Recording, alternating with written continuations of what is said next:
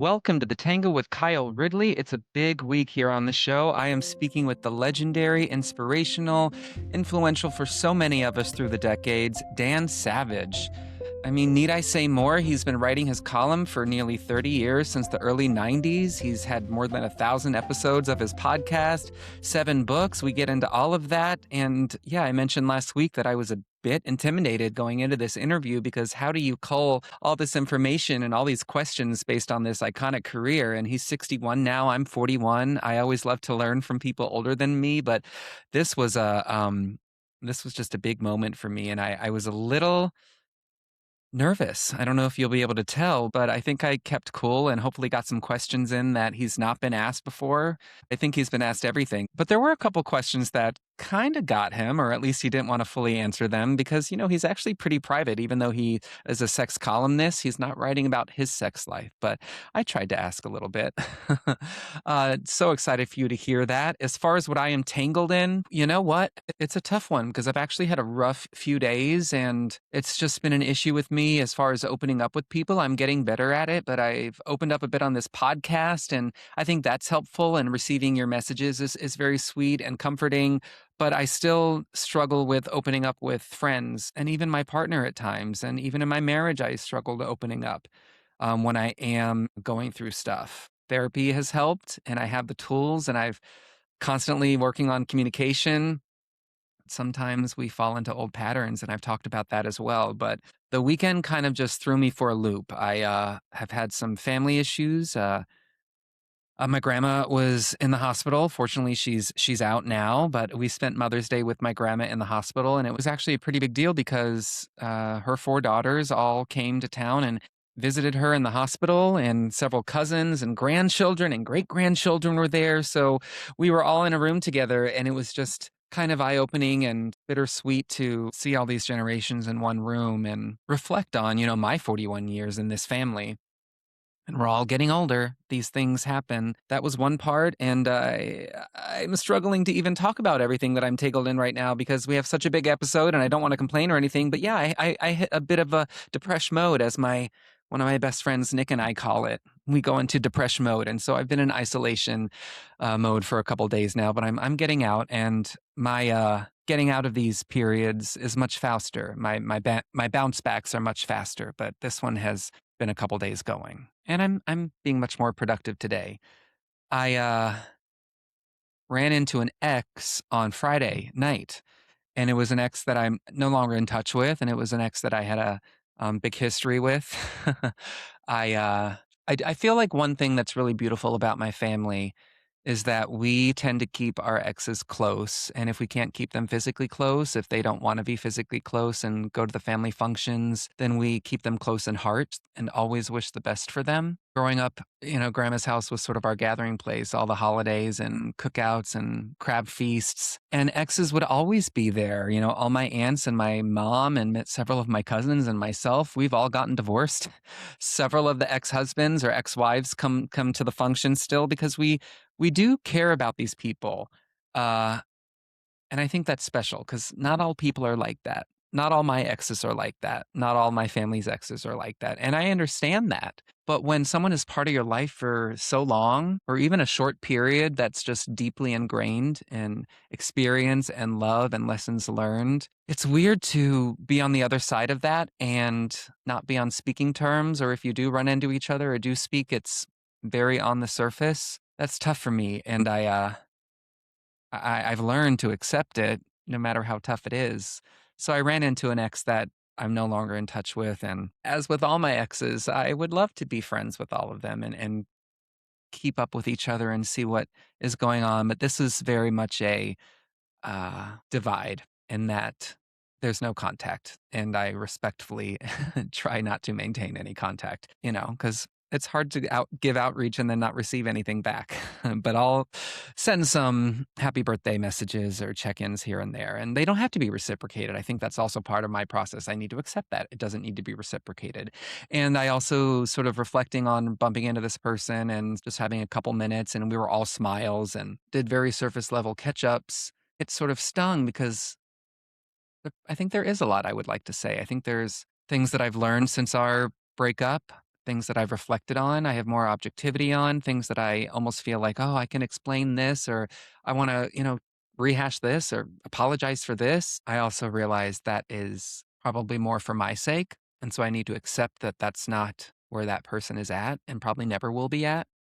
And everything that I could say or that I want to say in the end is probably more for my own benefit because I'm not waiting on them to explain stuff from our relationship or take me back to a moment and make amends or give detailed account on what really happened and why this didn't work out or what we hope, what we wished. I am moving forward being thankful for the relationship and holding that person close in my heart. And when I think back about the relationship, I know, yeah, things didn't work out and they were for the best that they didn't work out. We gave it a great try. I think the good times and the happiness in my heart is what takes over. Those good times and the joys that I felt and the pride that I took in that relationship are what supersede, are what triumph any difficulties and even failures of that divorce may hold. And I have to respect that that person might not have that view, or maybe they do have that view and they just don't need to be in touch and don't need to acknowledge it. It could be a silent acknowledgement. And I realize that me wanting to double check on things or can we clear the air? Why do I have that urge to do that for myself? I don't have that need for them to do that. So I think I just have to accept it and hope that the person's happy and hope that the person knows who I am at heart. I think they do. I feel I know them, but when things are cut and dry, no contact, I think it leaves a little room for questioning. Did I know? Does this person know me? Did I know them fully? How murky, how muddy are the waters? Me trying to make it clear, crystal blue. I have to give up on that. And people can be in your lives. We always say for a season, a reason, or a lifetime. And sometimes that season is many years. Hold those memories close, hold that time close, focus on the years ahead with new relationships and your new community and your new family. And hold the past dear, as bittersweet as it may be. Oh my gosh, what else am I tangled in? I mean, I do have to say that that series finale of The Comeback is one of the best episodes of TV I've ever seen. And who thought that we could top the season finale of season 2? Oh my gosh, Valerie Cherish, and that was the title of the finale episode. I think it needs to be studied. I think it needs to be used in classes, just the commentary on AI and the changing industry, and not just entertainment, but changing for humanity itself and connection that we could be losing and yearn for and still need.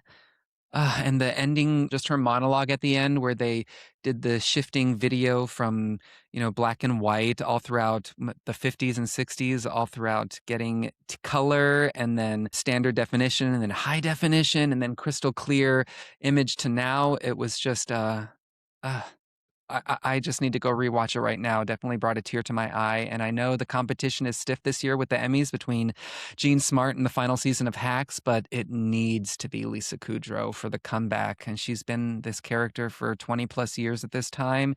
And she has been on the pulse of everything changing in entertainment and TV. And she's just so beautiful. And people need to realize that she wrote the show. It is not improv. She wrote those shows and just that monologue that she was doing. And every time she would say, right. She wrote all that. And what else can I say? She is the best character of all time, the best character actress of all time. I love Lisa Kudrow. Go watch that finale right now. Go binge watch the whole series. Brilliant, brilliant, brilliant. Needs to win all the awards. Okay, someone else who's brilliant. Today's guest, such a treasured icon of just the LGBTQIA community and I think humanity in general. He's done so much for us. And I was just gobsmacked to be able to sit down with him for an hour. I'm so thankful to him. Here he is, the man, the legend, the pioneer, Dan Savage.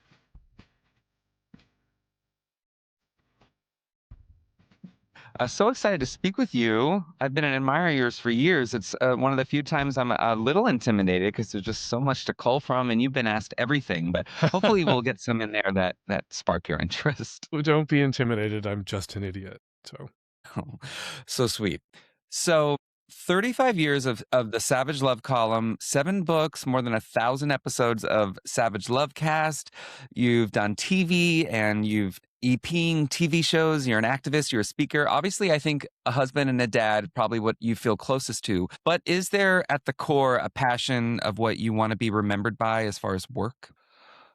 Oh my God. Pegging, which is a sex act I don't engage in because, well, the technical definition, the original definition is a woman fucking a man in the ass with a strap on dildo. And I can't be that woman and I don't want to be that man. But I've always been about neologisms and initialisms in my column.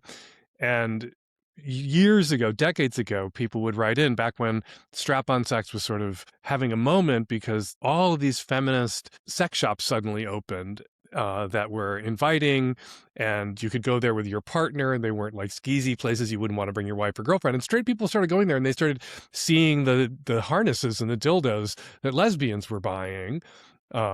And straight guys kind of got it in their head that it might be fun to have their asses fucked too. And so at the column, I was always getting these letters like, I am a straight guy. I want to get fucked in the ass with a strap on dildo. How do I ask my girlfriend for that? And this was so long ago that the internet didn't exist. And I had a word count for my column. And every time a straight guy asked me, I'm a straight guy and I want my girlfriend to fuck me in the ass with a strap on dildo. That was a lot of words. So I had a contest to come up with a word, that could mean that, a word for that sex act. And my listeners, one of them suggested pegging, will you peg me? I got pegged. I'm into pegging. And there were other suggestions, and my readers voted, and they chose pegging, much to my Aunt Peg's distress. And it took off. And this is my proudest achievement because, as a writer, and somebody who grew up before the internet and so was very into things like the Oxford English Dictionary. I have a citation now in the Oxford English Dictionary. Pegging is in this meaning. Pegging was in there before. It used to mean other things, or it still means other things. But the new meaning of pegging, a woman fucking a man in the ass, a strap-on dildo, is in the OED, and the citation is my column. So I will live forever. I have eternal life, not through Jesus Christ, but through the Oxford English Dictionary and that citation. And that is my proudest achievement. Thank you for sharing that. That's beautiful. Yeah, I knew that. And you've coined many terms. Monogamish. What are the others? Oh my God, I will blank on them. GGG, monogamish, pegging, Santorum, DTMFA. There are others, and I'm just not going to be able to recall them. Or PUD. PUD has been getting a lot of play lately because of Lindy West's new memoir about her husband wanting a poly relationship, and she agreed to it initially, reluctantly. Which is a phenomenon I've described as being poly under duress, where somebody says, I want an open relationship or we're done. And the other person maybe doesn't want an open relationship, but agrees to it. And they're PUDs, poly under duress. And so that's been coming up a lot lately in the wake of all these poly memoirs by Lindy West and others, where initially, almost invariably in these memoirs about polyamory, it was the husband's idea and the wife reluctantly agreed. I get letters and questions all the time from husbands whose wife had the idea and the husband's the PUD, but the husbands aren't writing the memoirs, or they're writing them, but the publishers aren't buying them. I've had experience being a PUD. It happens to all people. It does. It happens to all of us. I love that you started out with pegging. So we're definitely going to go deep. I like to say we go deep and shallow. So we'll go high and low all around. But, a deeper question: Chicago raised Catholic. You've described yourself as culturally Catholic still. You at one point wanted to be a priest. I did it as well. That was like in elementary school, early middle school, and mine was very much fear based. Going to those CCD classes and learning about purgatory and not wanting to misstep. You've also said that another term, agnostic. Theism. Agnostotheist. Yes. So where does faith and spirituality lie in you now, and has it shifted through the decades at all? I describe myself as culturally Catholic, but I'm not spiritual at all. I can't quite call myself an atheist because I cross myself on airplanes, and I believe when I'm 30,000 feet off the ground in the miracle that is flight. But as soon as I land, I kind of forget about Jesus. What my Catholic upbringing left me with was an aversion and an instant negative reaction to anybody telling me something is true that they can't possibly know is true or prove is true. So I wasn't one of those I was a very religious kid. I went to a high school seminary. I was thinking about being a priest in a very serious way, but I wasn't one of those people who, when I had my crisis of faith, because what my church was telling me about myself was wrong, which then led me to wonder what else my church was telling me that might be wrong. And I had intuited some of that even as a Catholic school child. I remember, like, in 4th or 5th grade, me having this conversation with a nun in a religion class where I was like, Gandhi's in hell, but Hitler's in heaven. Martin Luther King's in hell, but John Wayne Gacy's in heaven? Like, how does that work exactly? Like, if Hitler gave a full confession of his sins on his deathbed and had not committed suicide, like, he could go to heaven on a technicality after all of his crimes, and Gandhi, because he wasn't a Catholic, doesn't get to go to heaven? Like, how is that just? And you tell me that this is a loving and just God, and Hitler, I have to go to heaven and hang out with Hitler? I don't get to go to heaven and hang out with Gandhi or Martin Luther King Jr. because he was the wrong flavor of Christian? And so it all kind of fell apart for me. But I didn't become one of those people who's like, I had this spiritual need, and then I just went and found what my mom, my Catholic mom, would call like Catholicism is hyper-organized religion, organized religion. And she would describe other sort of loosey-goosey things as disorganized religion, where you weren't running afoul of any of the tenets because it didn't really have any. And so my spiritual need just, it ended. And I was left with a very deep skepticism. I don't like people who pretend to know what they can't know, and I don't pretend to know what I can't know. Where is the universe floating exactly, and what is the purpose of it? And how did it start? How does it end? What was there before it started? What'll be there after it end? What happens to our consciousnesses when we die? We don't know. I don't know. But I'm just content to sit with the not knowing rather than go and sit with the people who are pretending to know. Beautifully said. Obviously, beautifully said. And speaking of the not knowing, I always like to discuss coming out. And when you did know, I recently spoke with Eric Williams, our friend Eric Williams, and Love him. he described it as like a grieving process, the coming out, the different stages that you go through in denial and acceptance and bargaining. Was that similar to you, or was it like an all-knowing very young? I didn't want everybody who'd called me a faggot all my life, throughout my childhood. It was hard to admit that they were right. And there were a few years there where I thought, I'm gay, or maybe I'm bi, and I'm going to have to learn how to, I can't come out. It'll kill my parents. And, this is the mid 70s we're talking about for me. When I hit puberty, 13, 14, I instantly knew what I was masturbating about. And I knew that it was a problem. And I would try to force myself to think about women when I masturbated. And then I would think about men and women having sex with each other. And the woman would be kind of a pixelated blur and the man would be very much in focus, even though when I was masturbating, learned to masturbate in 1976, 77, pixelization wasn't a thing except in my head because women were pixelated. I had girlfriends. I thought I needed to, since I couldn't be a priest because my faith fell apart, I was going to have to do what you did, which was find a woman and close your eyes and pretend she was a guy and fuck her and get her pregnant, marry her, and never, ever, ever, ever, ever, ever come out. And I did that for about, 9 months or a year. I had a girlfriend. And morally, because of the way I was raised by my mom and dad, I knew what I was doing was wrong. I knew that I wasn't doing unto someone as I would have them do unto me. I knew that I was hollowing this girl out and using her as a closet. And that was not okay.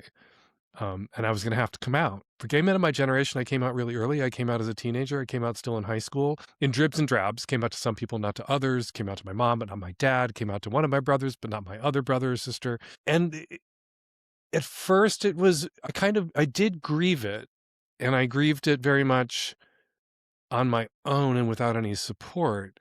But once I was done and I began to meet other gay people when I was 15, 16, 17 years old, I feel like when I could sort the people I was meeting who were openly gay in like 1979, 80 in Chicago into two camps. There were the guys who thought there was something wrong with them, that they were damaged or sick or sinful.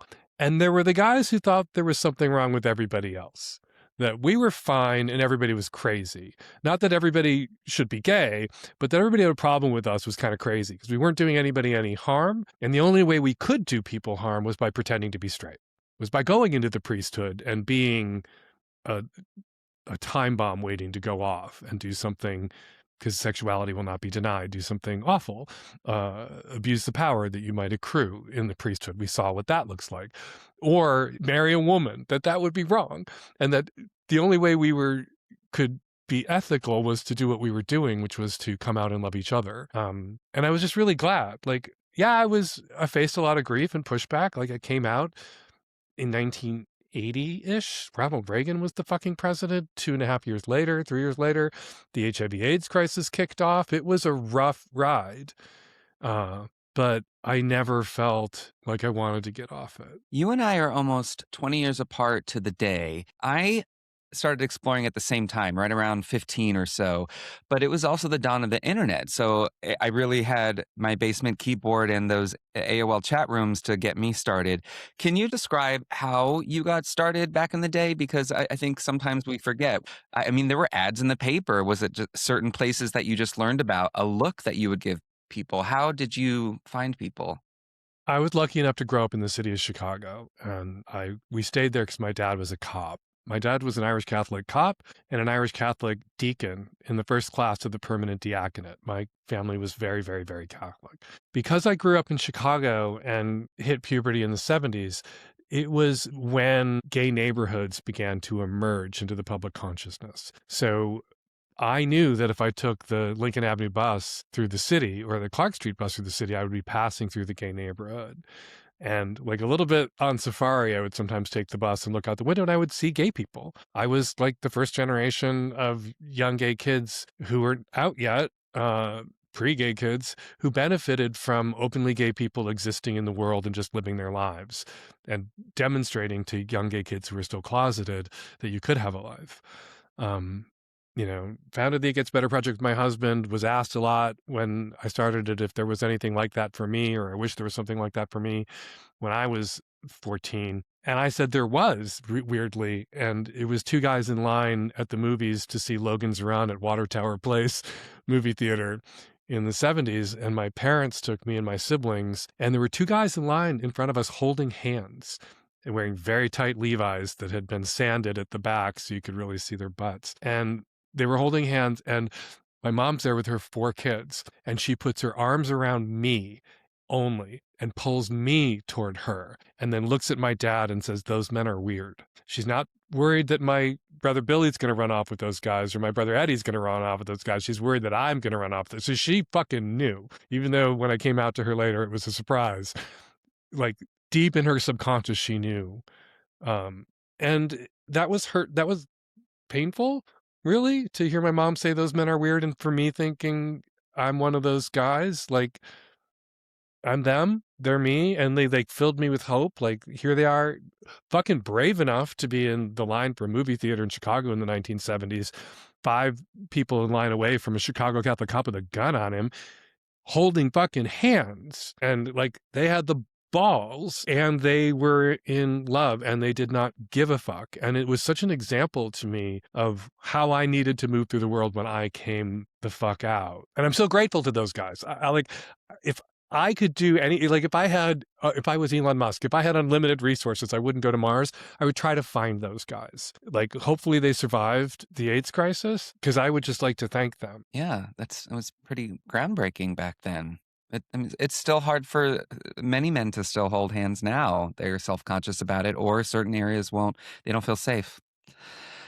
20 years after that, is when I was coming out, the dawn of the internet. I'm curious how you were at the age of the internet. Were you one to explore it right away and dive into those chat rooms? Were you hesitant? What was that era like for you? Well, I met my husband right before the internet. So the chat rooms, AOL, all of that came after Terry and I had kind of locked each other down.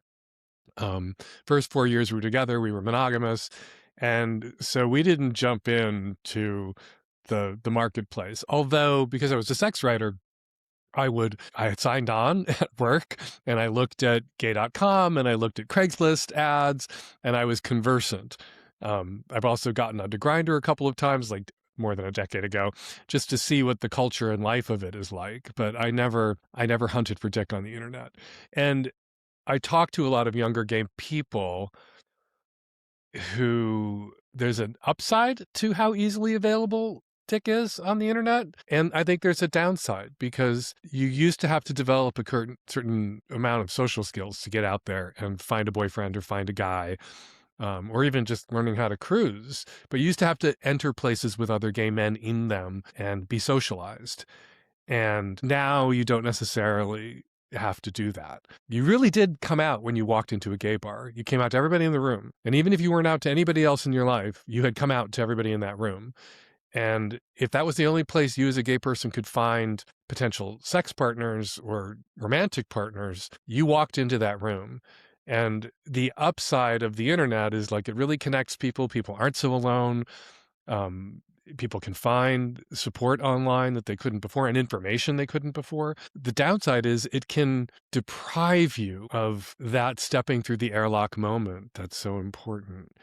Or was so important to gay men of my generation. Like there was the guy, you were a guy who'd been in a gay bar or you were a guy who hadn't been in a gay bar. And once you'd been in a gay bar, you couldn't go back. You could never be that guy who'd never been in a gay bar before. And once you'd been in a gay bar, you weren't in control of your narrative anymore because you would go to a gay bar. And this happened to me when I was like 16, 17 years old and stuck into a gay bar. And I saw the brother of a friend of my mother. And at that moment, we were like, mutual assured destruction. I know, we're both going to keep our mouths shut. We didn't have to talk about it. It was this kind of omerta that to protect the closet, which then, when ACT UP and Queer Nation and Out Week came along, we threw that off. But then you didn't tell.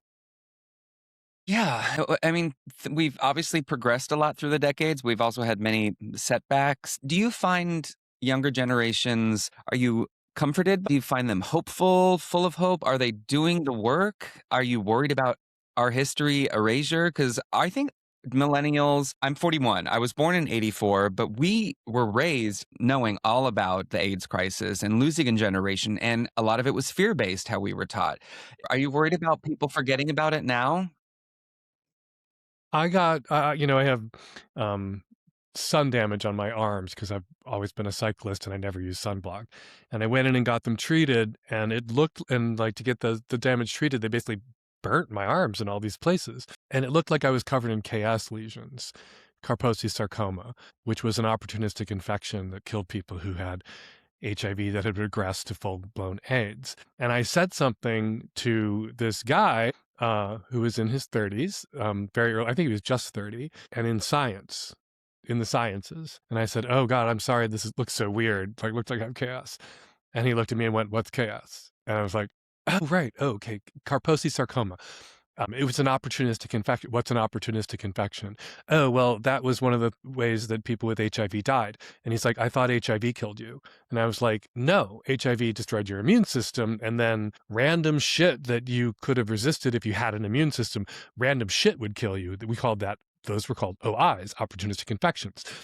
Lymphoma, Kaposi sarcoma, cat eye cancer, like all these weird fucking diseases, they killed people, but HIV never killed anybody. And at once I was just like shocked that I had to explain it to him, but also delighted that, he's on PrEP. He knows that he doesn't want to have HIV, but he doesn't know and doesn't have to know the rest of it.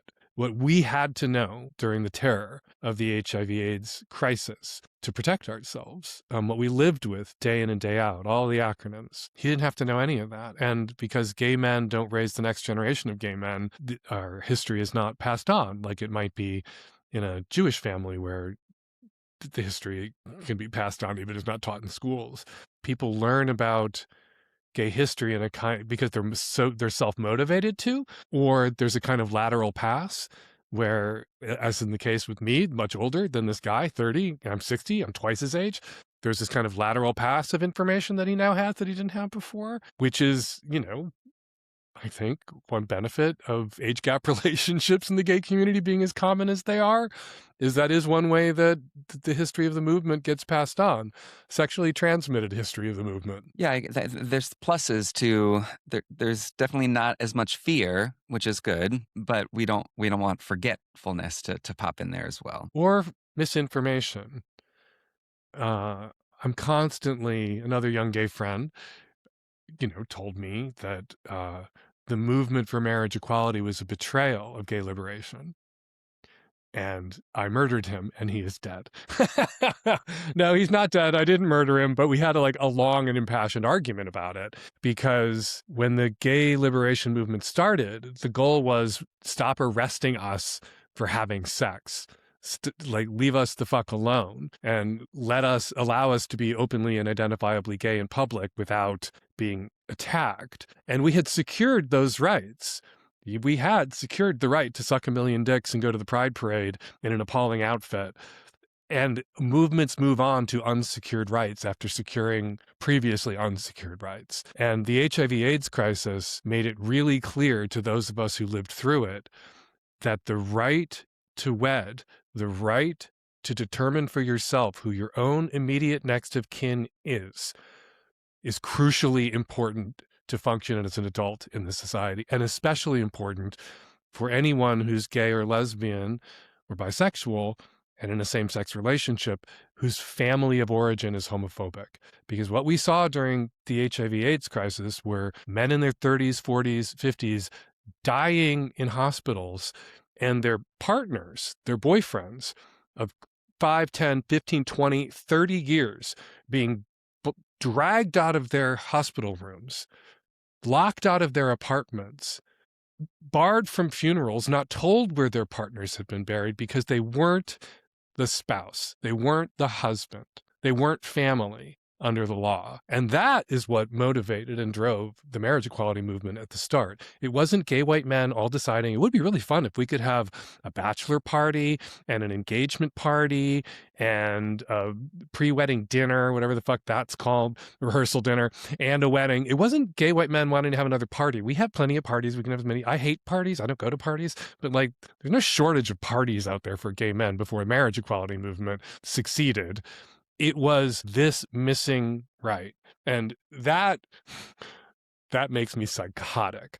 Having to tell somebody who didn't live through HIV/AIDS what opportunistic infections were and how HIV killed people and what the terror of it was like is something I'm happy to do. Having young gay men look at me and say, because it's what their gender study prof wanted to hear them say, that marriage equality was a betrayal of the movement as opposed to a crucial and necessary right that we had to secure to be safe in our relationships makes me lose my mind. Feel the same. And I had Dustin Lance Black on this podcast, and he was a big part of that movement. And I hope more people know about him. Evan Wolfson, Andrew Sullivan, John Corvino, so many people who were very early leaders had also been in the trenches during the AIDS crisis, or in Andrew's case, had HIV himself, and saw with their own eyes what happened, as I did, saw with our own eyes what happened to men who could not marry their partners. And the marriage equality movement, in which I played a role, we did what everybody told us was impossible, that we would never secure the right to wed. And we did. And a whole bunch of gay people running around saying, well, this is dumb, it was a betrayal of the movement, is undermining support in queer communities for this right that we are going to have to fight to protect. We just saw the Supreme Court undo the Voting Rights Act. We've seen the Supreme Court reverse Roe. That they might come for Obergefell. Do not take this for granted, this right that we have secured for granted. We're going to have to fight for it and defend it. And everybody who thinks it makes them a cooler queer because they've woke washed their homophobia and shit on gay marriage, they're harming themselves. They just don't realize it yet. And they're shitting on hundreds of thousands of dead gay men who were awake and dying in their beds as their boyfriends, which was all they could be at the time, were dragged, sometimes physically dragged, by police officers from the room on the orders of bigoted family members that they hadn't seen for 10, 15 years. Thank you for sharing that. And speaking of the power of queer communities, you and I came out teens, but I haven't had a queer community I didn't build a community till my late 30s. They always say, find your tribe. I was in long-term relationships, a 6-year when I was 17, and then I was married I was together with someone for 12 years, married for 8 of those years. And both of those long-term relationships were people that felt outside of the LGBTQ community, that they didn't fit in. They never found their tribe. And so in turn, we never went to bars. We never had gay friends. It was always family and women. Did you find community early on, and what was that like? And how has your community shifted through the decades? I'm an introvert. I went to gay bars in the hopes of meeting a guy I would never, ever have to go to another gay bar again with ever. And I kind of found that in Terry until Terry had his midlife crisis and started going to gay bars in his underpants. And our relationship works because I don't know if you know any other mixed introvert extrovert couples.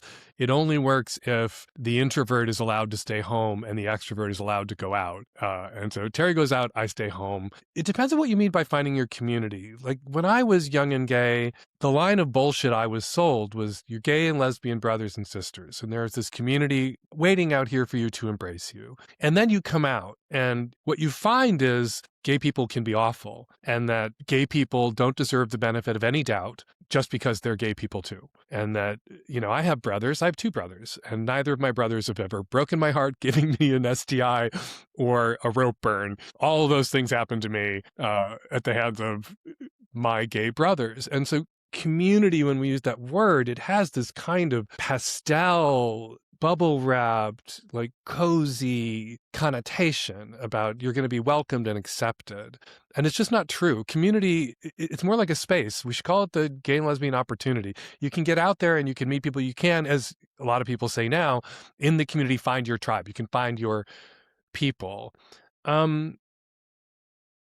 I never really, I had a queer theater for a long time. A lot of my friends in that theater were other queer people. They were my tribe. But most of my close friends have been straight people, in part because Terry and I became parents so young. And especially, almost 30 years ago that we adopted. When you became parents then, as gay men, you were instantly sucked into the world of your kid and your kid's friends and parents of your kids' friends, all of whom were straight people. And we never wanted, we were lucky for gay friends. We always had gay friends, but it was very much diluted. And I don't like, I feel about the gay community, like when people talk about, oh, the gay community is so this, the gay community is so that, what they usually mean is like the cliques in the bars are so this, the cliques in the bars are so that. Why are, everyone's so lookist, everyone, like the gym bros just want another gym bro. It's just like, okay, so like what you're telling me is that you're obsessed with these people who are obsessed with themselves. Maybe you shouldn't contribute to and reinforce their self-obsession by being obsessed with them too. Like if you don't feel like you fit in the bar, that's not the only place to find gay people. And if that's the only place you're looking for gay people, that's a you problem. Like some people find their tribe in the gay bar, and some people complain endlessly that they shouldn't have to find their tribe in the gay bar, or they can't find their tribe in the gay bar, but they keep going back to the gay bar that makes them miserable. And it's like, stop going and stop fucking complaining. I did a college speech once, and somebody said to me, like, if you don't have washboard abs, and you don't like your friends all own Speedos at Fire Island, you're not really part of the community. And like, it's all you see. That's what he kept saying. It's all you see are guys in Speedos and abs. And I asked him for his phone and asked him to open Instagram and scrolled through his follows. And then I handed him his phone back and said, it's all you're looking at. That's why it's all you see. And it's a you problem.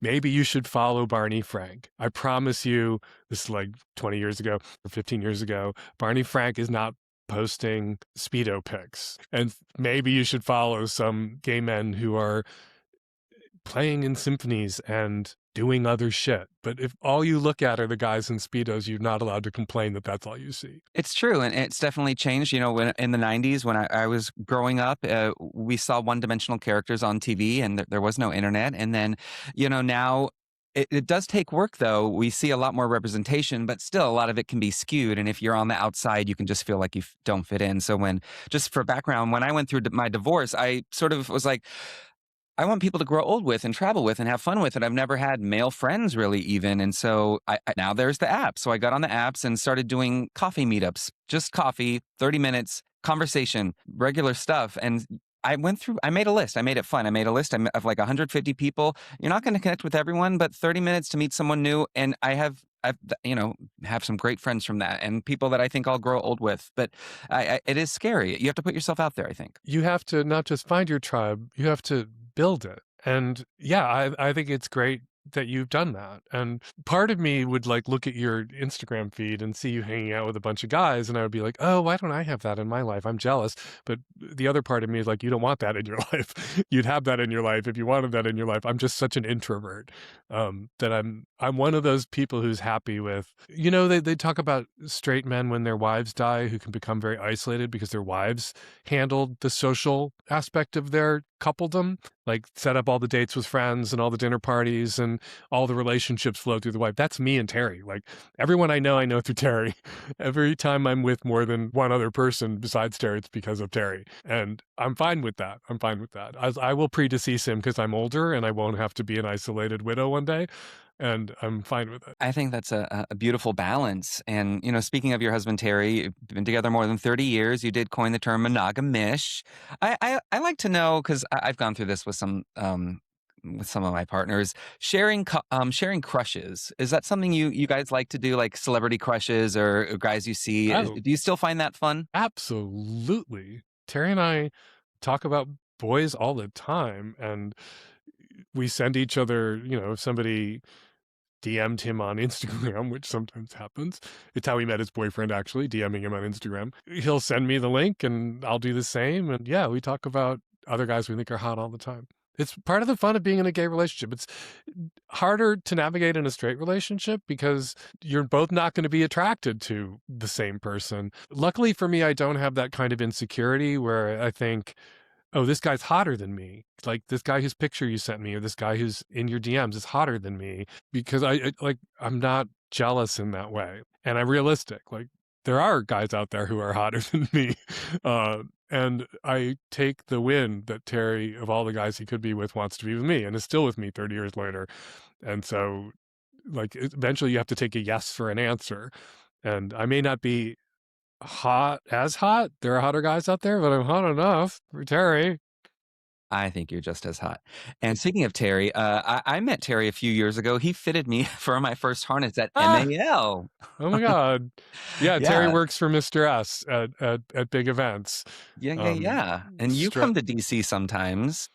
I was at MAL this year. I know. There were no tickets available. They need to find a new venue. It's so sold out very early on nowadays. But it's a fun time. It's been interesting watching over the last 30 years the evolution or the emergence of what I call eventosexuality, where so much of gay life used to be sort of isolated in pockets. Like there would be a leather scene in Seattle. There was a leather bar in Seattle. The leather guys in Seattle would go to that. Now that's pretty much dead. I mean, there's technically a leather bar, but it has like crazy nights and it's not like just the leather guys go there. And everybody saves up to go to the big events like IML or Folsom or MAL. And everybody piles into a city, turns a huge hotel into the world's biggest leather bar for a weekend, and then goes home, which is great. It creates community. People see each other. It's like a convention.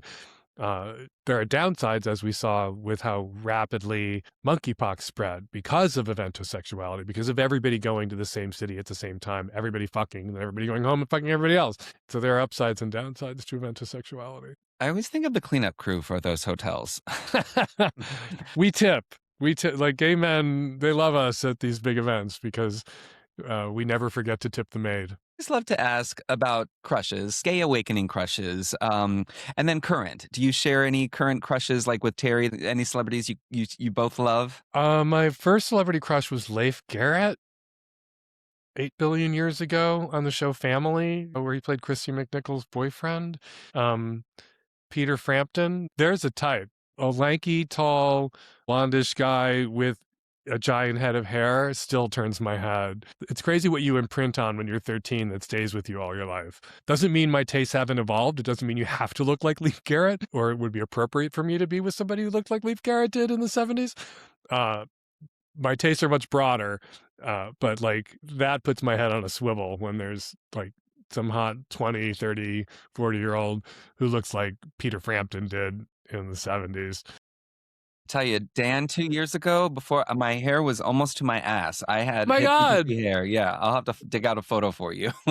Definitely send me a picture. Yeah. And yeah, Terry and I talk all the time about guys we think are hot. One of the secrets to being together 30 years, we reached a point where we were like, all right, we're going to love, support, and leave each other. We had a kind of crisis in our marriage and like, what are we going to do? And whatever we did, we were always going to be in each other's lives because, you know, we have one iris set because we have kids. For a lot of reasons, we would never be rid of each other. And what we came to was the options were love, support, and leave each other, or love, support, and let each other. And we chose let each other, but stay married. And so, like, my tastes have sort of evolved over the years, his tastes have evolved over the years. And rather than that being a point of contention or conflict in our marriage, we just diffused it. And like, there's a kind of guy Terry's into that I'm not into. And that guy isn't me. And that's fine because we're not monogamous. And I'm not the jealous type. I'm the opposite of jealous. And there's the kind of guy I'm into that Terry's not into, which is funny because the kind of guy I'm into that Terry's not into is the kind of guy Terry was when I met him, which was 6 foot tall and 165 pounds and a mop of hair. And that's still my type, but Terry isn't that type anymore. And he's fine with that. And Terry's a different type, still attracted to Terry. And that's a difficult thing, I think, sometimes for couples to navigate. And I think there's a lot of pressure out there to lie to each other instead of being honest with each other about things like that. I only have eyes for you. And then you see your partner looking at other people and you know that that's not true. And maybe that's a courtesy that they say it. Maybe it's something that you want them to say, whether they mean it or not. Or maybe you have a giant meltdown because you know it's not true because you saw the way they looked at the barista or the waiter or the flight attendant. And I don't know. One of the things I love about a lot of the gay relationships that I'm familiar with, the other gay couples that we know, is that you're allowed to look at the flight attendant and elbow each other in the ribs about the flight attendant rather than having to pretend you didn't notice how fucking hot the flight attendant was. Yeah, it'd be a shame to hide those parts, especially, you've been with him more than 30 years. I'm sure some couples still do that after that long. It's a joy. I mean, it's a joy. It's a joy to like see hot people in the world. And it would be annoying to have to pretend when I saw somebody hot in the world that I didn't see somebody hot in the world. And it's actually kind of thrilling when I see somebody hot to be able to say to Terry, oh my God, did you see that guy? I want to talk about the evolution of non-monogamy, polyamory. It's steadily becoming more mainstream over the years, slowly but steadily. There's more people moving on from judging or resisting, and they're being more curious about it. Why do you think that is? Is it just growth and evolution and education? It's interesting. Faith Hill has a great piece in The Atlantic about Americans' attitudes toward non-monogamy have actually gotten more judgmental as more people have found out about polyamory, which is, I think, the opposite of what we hoped would happen. And more people would find out about this and their minds would open. But it's made people in monogamous relationships or people who value monogamy, whether they're monogamous or not, successfully feel threatened. I think the reason there are more people out there now who are honest about being open is because of gay people. You know, if you're out and if you're gay, you've told a very uncomfortable truth about your sexuality. You've risked a lot to live honestly and openly. When I came out 30 years ago and began to meet gay couples, almost all of them were open and honest about it. Because if you looked your mom in the eye and told her you sucked dicks, which you had to do if you're going to come out to your family, looking your boyfriend in the eye or looking your friends in the eye and being honest about the fact that you're in an open relationship isn't scary. For a lot of straight people, that is scary. They worry about being judged or shamed. And if you're gay and you went through it coming out when you were a teenager, you had to get over that fear of being judged and shamed. And so gay people were honest about being in open relationships. And as more straight people got to know more gay people continued to be honest about being in open relationships with their straight friends and straight neighbors. Terry and I have been non-monogamous for a very long time. We've had boyfriends. We have an annual Christmas Eve dinner party, and our boyfriends will be there with our neighbors. We're not like hiding them, and with our neighbors and our neighbors' kids who know that Terry and I have each other and other relationships too. And I really feel like there's been this great sort of cross-pollination. straight relationships have gotten gayer and gay relationships have gotten straighter. It really proves that there was nothing straight about the straight lifestyle, nothing gay about the gay lifestyle. The gay lifestyle was all gay people were allowed to live, and the straight lifestyle was all straight people were allowed to live. And as soon as gay people could marry, could adopt, could have families, some did, not all, some did. And as soon as straight people didn't necessarily have to get married or have to have kids, some didn't. And so you look at the way many straight people live. My brother, often, my older brother, Billy, has for years joked that he's gayer than I am, especially when Terry and I were new parents and together, because he and his girlfriend have never lived together and they're not monogamous and they don't have kids. So they're gayer than me and Terry because we lived together. Eventually we were married, we had kids. And when he first started making this joke, we were monogamous and he wasn't. And so my brother lived a gayer lifestyle than I did. And you even see it when you think about the ways in which straight people talk about their sex lives now. They've taken so much from gay culture in the 70s and just renamed it. We had fuck buddies. People we had sex with that we weren't necessarily in relationships with. They have friends with benefits. They just took what we were doing and gave it a kinder, gentler name. And you see that all over. Straight people used to marry when they were 20, 21, 22, and immediately start having kids. And now you see straight people doing what? Moving to urban areas, engaging in serial monogamy, hooking up. Yeah, we had tricks. We tricked. They hook up. They just took everything that we were doing and renamed it. And straight people live a very gay lifestyle until they're 30-ish, and then they marry and settle down. And gay people often live a very gay lifestyle until they're 30-ish and then have the option of marrying and settle down. Not that married gay people aren't often still out there. I've solved the mystery of why you can't keep lesbian bars open, but you can keep gay bars open, which a lot of my lesbian friends think is some conspiracy or something that gay men are doing to them somehow. Like it's our fault. Like I'll talk to lesbians who think it's like gay men's fault that the lesbian bars can't stay open. Like two gay men meet in a gay bar and they fall in love and they get married. They're still they're still going to that gay bar 2 years later and sometimes picking other people up together. They're still out. And two lesbians meet in a lesbian bar and get married. They never go to the lesbian bar ever the fuck again. So like a gay couple that forms in a gay bar doesn't deprive the gay bar of those two patrons. But when a lesbian couple happens in a lesbian bar, you subtract two patrons from the lesbian bar scene. Well, I also love what you said about your relationship and specifically sharing power. So you say it's rarely 50-50 in a relationship. When you add a third, it's even harder to have equal parts. How do you balance power with Terry? And is it 50-50 at this point? I don't know how to answer this question. You're always up, you're always down in a relationship. And you want it to be egalitarian, and you want, in those ways in which one person might have more power, for them not to leverage that power. I don't, I make the money in our relationship. I don't dictate to Terry, because I make the money in our relationship, what it's going to be, where we're going to go, how we're going to live, the house. Like, if I use the fact that I make more money in the relationship to dictate to Terry, as opposed to come to an agreement with Terry about like what house we're going to buy and where we want to live, he wouldn't be with me. He wouldn't stick around for that kind of treatment. You have to be, in those ways in which you have more power, you have to not weaponize it. Because if you weaponize it, you're going to be David Geffen and his husband getting divorced in 2 years. Good lesson. Terry's hotter. Terry's hotter than I am. He could weaponize that, but he doesn't. Disagree.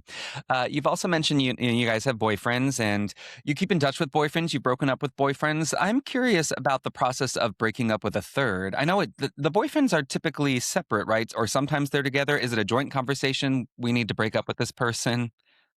Are there ever disagreements? In one instance, it was a joint conversation.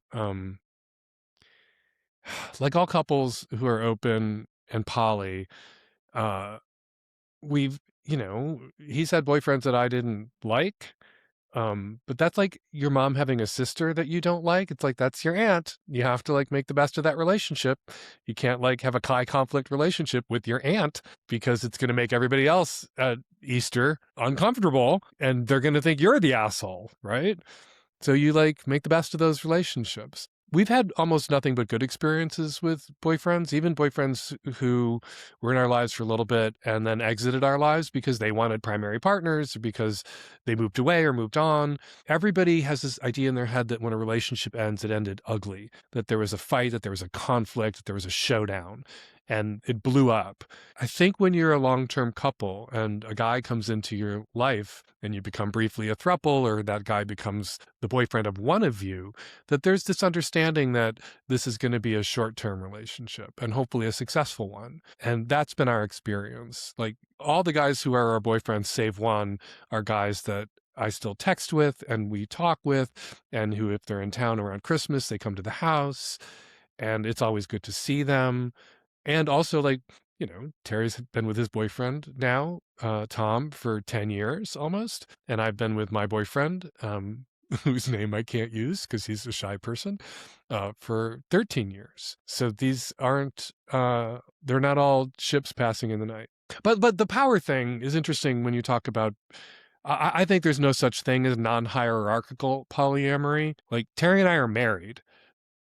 Terry and I, our names are on the mortgage and the deed for our house. Terry and I have savings.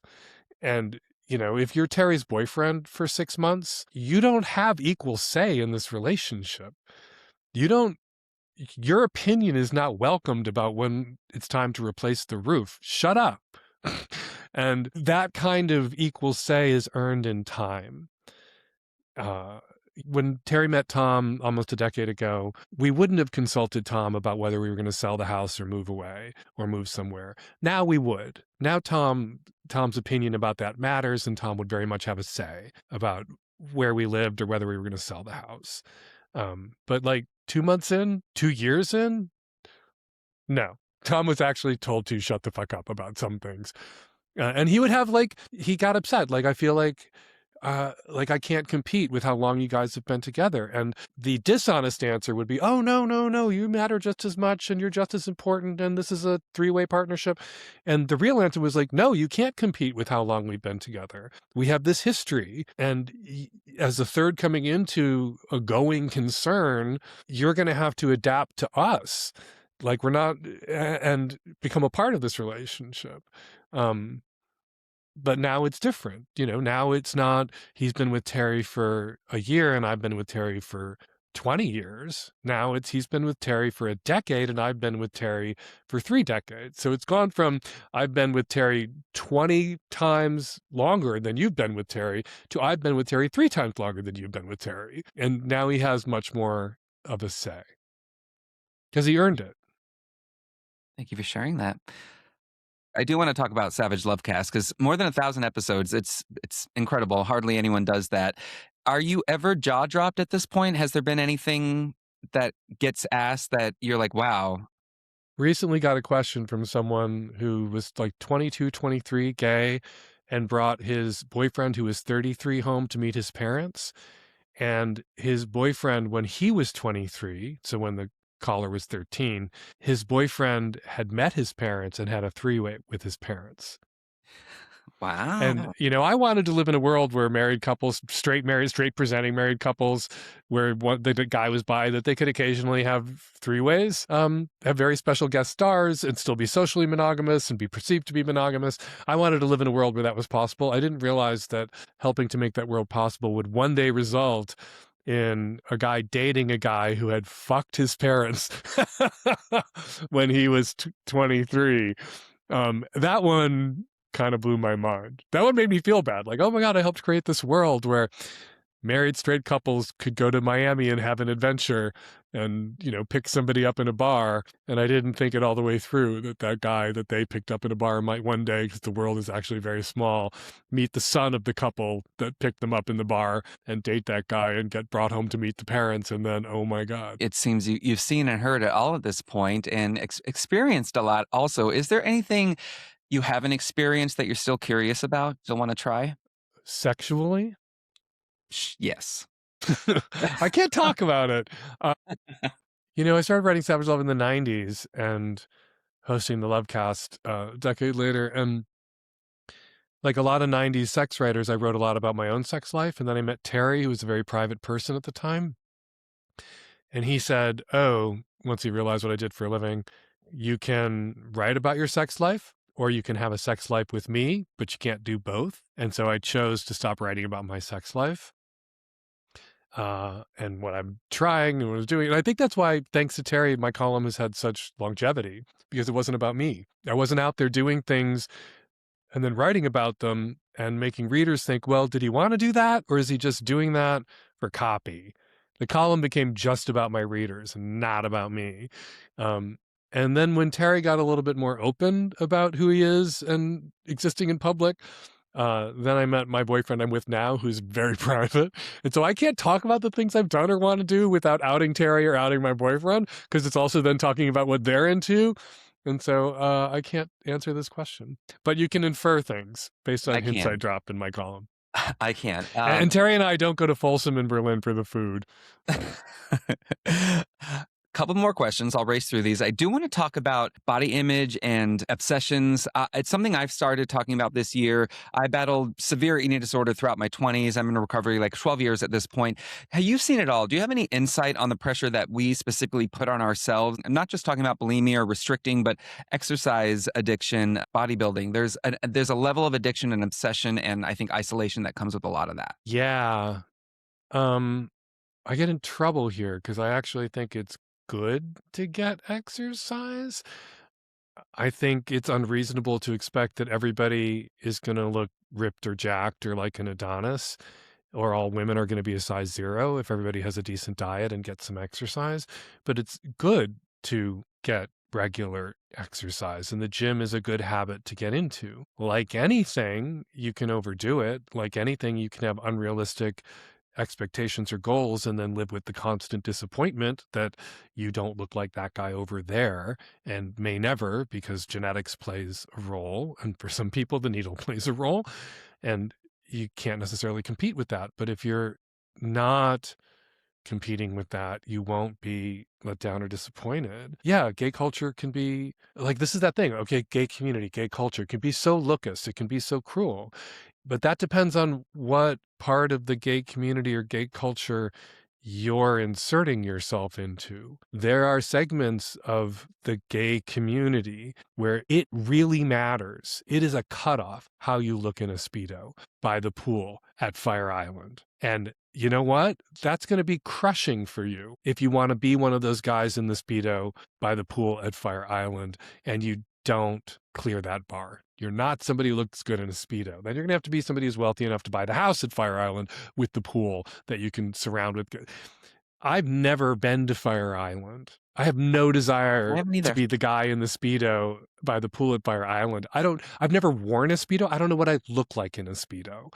Beautiful, I'm sure. I'm not disappointed that I probably wouldn't look great in a Speedo, and I've never been one of the guys at the pool in a Speedo. And so I would say to people who are like, the gay community is just this, like, you're telling on yourself at that moment. Yeah, like there are certain segments of the straight community by the pool in Miami or fucking Vegas, which is all about looks. And we don't indict all straight people because some straight people are all about how you look in a bikini by the pool. We just accept that, like, for some people, that really matters to them, at least at this stage of life when they look good in the bikini by the pool.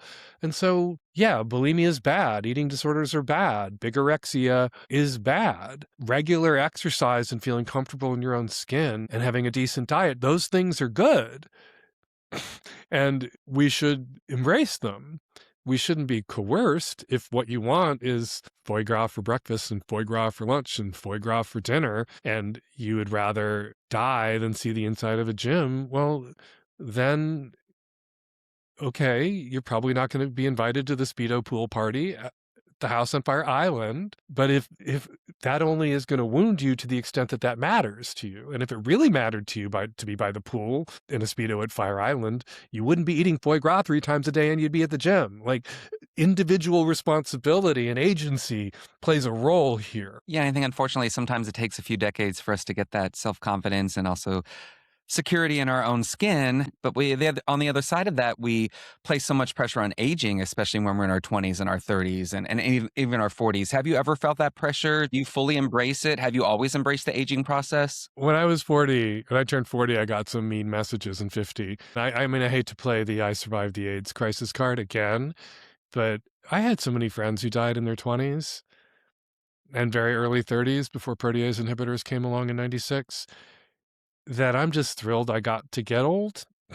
That like I'm psyched to still be here and to be the age I am at this time when there are I think this moved hand in hand with the taboo about age gap relationships. There's so many guys out there who are into older guys.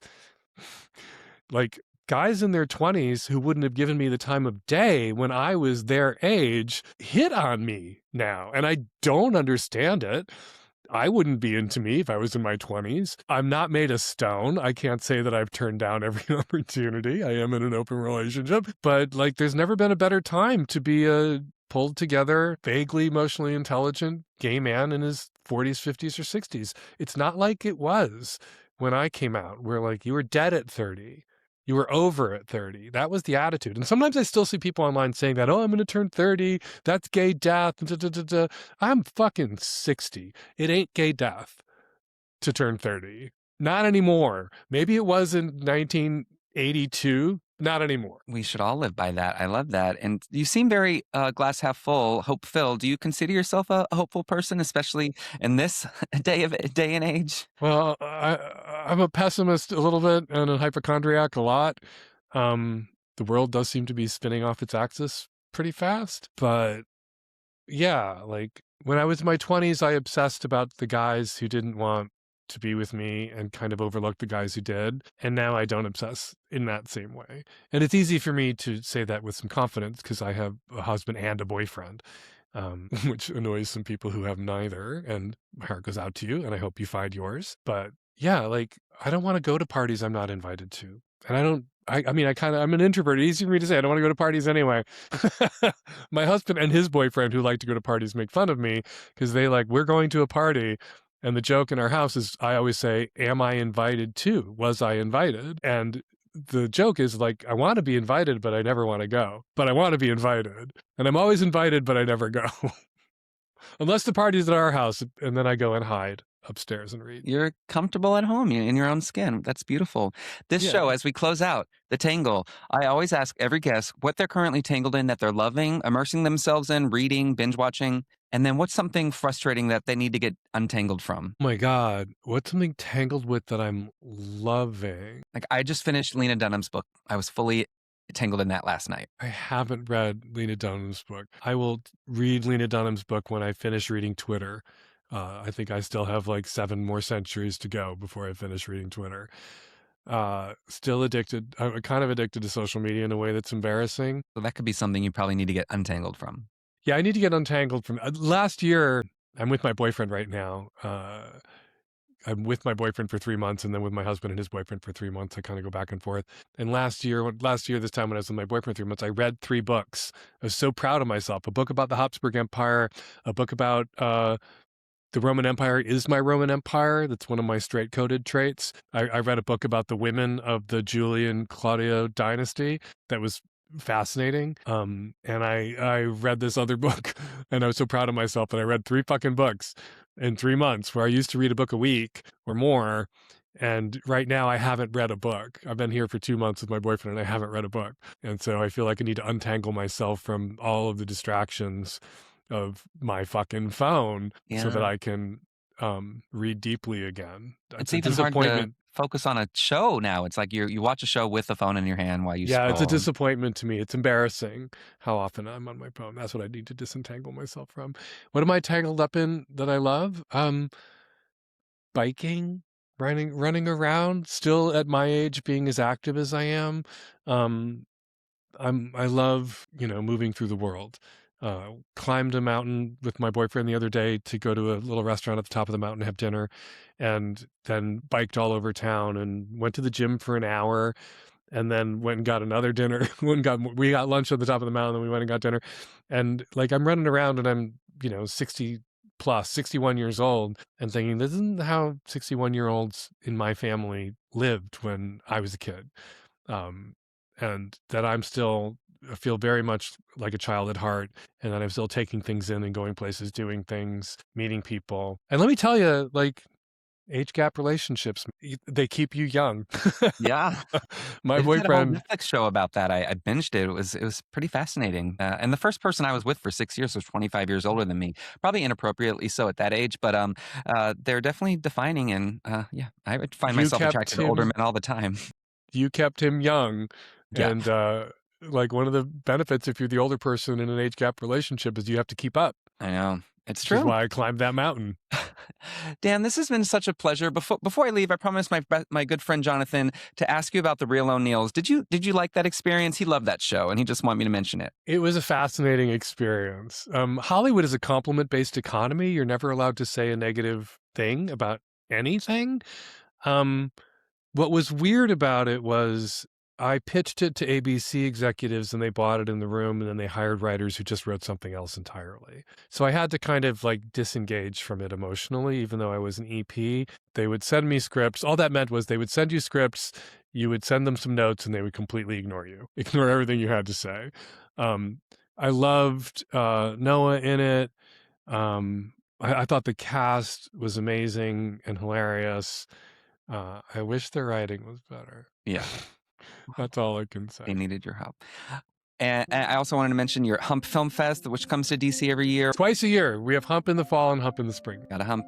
Thank you, Dan. This has been such a pleasure, and I'm just so thankful that you took the time and sat with me. It's a big highlight for me. I'm thankful that you kept at me, because I am hard to pin down, as you know. It was all worth it. How about that? Dan Savage, dream guest. Thank you so much, Dan. Now, tangled in song. What song am I tangled in this week? Guys, I'm going to bring it down for you. I told you that I was having a bit of a rough start to the week, but this song is actually very beautiful and hopeful and loving. It's just a bit sad because the artist is no longer with us, and I'm speaking about Sinead O'Connor. And this is a not very well-known song of hers, but it's so gorgeous, and I heard it 5 years ago. It's from the movie Wild Mountain Thyme. And I remember watching this show at home when it was on streaming and the end credits rolled up and this song came on and I was just captivated and had to look it up right away. It's called I'll Be Singing. And it was written by the film's director, John Patrick Shanley, iconic director, and the film's composer as well. And Sinead O'Connor provides the vocals, stunning vocals, haunting vocals. And if you've seen the movie, it's with Jamie Dornan and Emily Blunt, and it's based on a Broadway play, and it takes place in the Irish countryside, Ireland. It's a beautiful film. It's a romantic love story type of film with stunning scenery. But the song, I think, surpasses anything the film provides. But I do recommend the movie. But I will listen to this song on repeat, especially when I'm falling to sleep, and it really gets me in my emotions, but also calms me down. And Sinead O'Connor has one of the best voices of all time, and she is a treasure. And not to get into all of her activism and politics, but she stood up for a lot of things that people weren't speaking out against, and she was right. But the song, a little bit of the lyrics go, strength to strength I'll go, and you'll go with me. Any length we'll go to as the road leads on. With your old coat and me beside you, up the steep slope of the mountain we will go. And when you come to my window, laddie, I'll be singing. When you come to my window, laddie, what a joy. Listen to the song. I really, what I say isn't going to convey the power of it. It just hits me in my gut, in my heart, in my throat. And I want more people to hear it. And all of Sinead O'Connor's songs, legend, iconic, trailblazer, gone too soon. That song again is I'll Be Singing on the Wild Mountain Thyme soundtrack. Okay, my friends, I'll be back next week with, I think, 2 episodes. I will give you a preview on that on my Instagram. Can you please follow me? Just my name, Kyle Ridley with an _. And again, please like, rate, and subscribe to this podcast wherever you can. And if you really could leave a rating and a comment, that really helps. I will see and speak with you soon. Until then, you take care of yourselves.